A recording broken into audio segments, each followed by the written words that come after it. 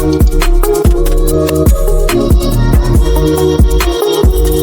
you ever learned a new English word, felt pretty good about it, and then maybe a week later it's just gone, vanished from your memory? It's super common, happens to almost everyone trying to get better at a language. So today we're doing a really focused deep dive. Just one strategy, actually. We found it in someone's personal account of their 30-day English-speaking transformation. And honestly, it seems incredibly effective at tackling that exact forgetting problem. Yeah. We've been looking specifically at day 3 of this person's journey. That's where they introduce this deceptively simple tool they call the vocabulary notebook. Yeah, and what's really fascinating, I think, isn't just what they did, the notebook itself, but how this very straightforward daily habit seems to hit right at the core of that common struggle, Yeah. retaining new words. So in this deep dive, we'll explore the mechanics, sure, but also try to understand why it works so well based on their experience and maybe some learning principles too. Okay, yeah, let's unpack it then. What is this vocabulary notebook method, according to the source? It sounds almost too simple. Just a small notebook, a pen.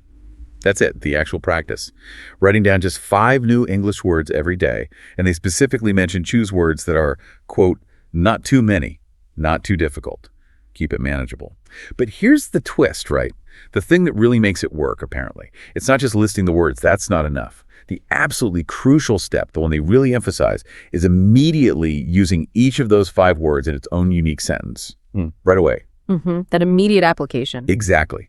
And they gave examples, which is helpful. Words like excited, focus, improve, challenge, and proud.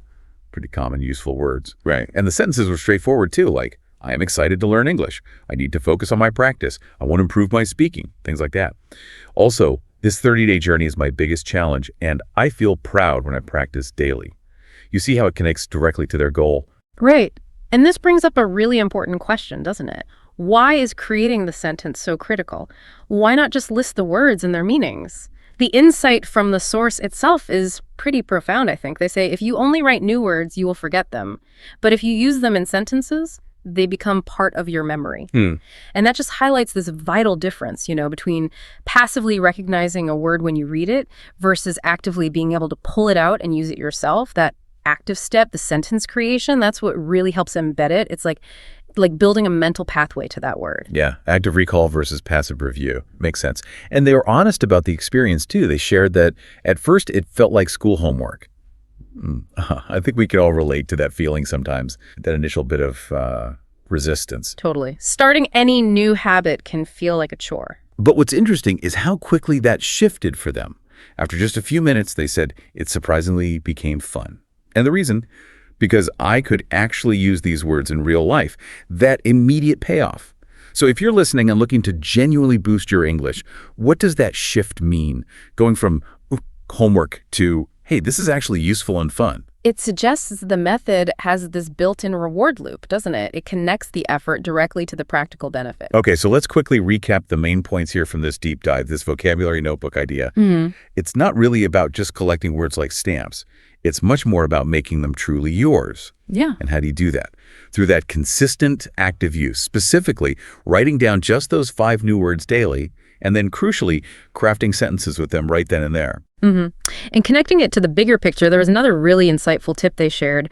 Before you even start learning your 5 new words for the day, quickly review yesterday's 5 words. That little step transforms it, doesn't it? It's not just isolated learning sessions. It becomes this continuous loop, a reinforcement cycle. Like a mini-spaced repetition built right in. Exactly. And the analogy they used was great. Think of it like building bricks. Every day, you add 5 new bricks. Slowly, you're building a strong English foundation.